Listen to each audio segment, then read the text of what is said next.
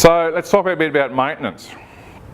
If you're going to do an exposed membrane, and that quite often happens, well, it happens on new construction, but specifically on refurbs. If you're doing a rooftop refurb with an exposed membrane for, say, a body corporate, if I'm the waterproofer, I would put a maintenance clause into the contract, which basically means you will ring me every 12 months so I can inspect the membrane, and I will charge you this much per inspection, plus additional costs for any repairs.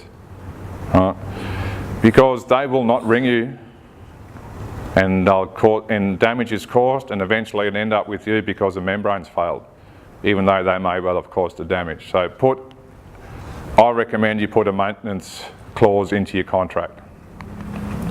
Non-exposed membranes are a bit harder to maintain, but they're also nowhere near as susceptible to damage. Other contractors can do a quite significant amount of damage to membranes immediately after you've handed them over, because I can tell you the plasterer will need to go into that room to do some sanding while standing on his bucket. It will happen, I guarantee it. And I had a job just last week when I did some QC for a builder.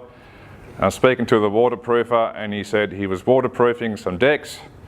The painter was standing behind him, and as he walked out and about to close the balcony door, the painter said, "Oh, can I put my drop sheet on it?" All the time. So, which then leads me to the next point: allow the membranes to cure. All right. So here's an example. If you see, I don't know whether you can see it properly in the picture on the screen. There's a different colour membrane up there. 10 years later, that membrane still hasn't cured. All right. And that's basically because this is a job done in August in Redcliffe, rooftop terraces, so I imagine it was quite a little bit behind schedule at that stage. Waterproofer turned up Monday, put his first coat on, second coat Tuesday, tiler started tiling on Wednesday. All right. Highly unlikely that the membrane is cured by that stage. All right. It'll look dry, but the cross-linking won't have happened yet. All right.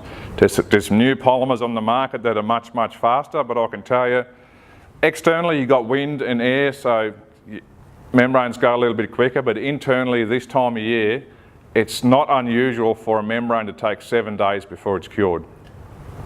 All right.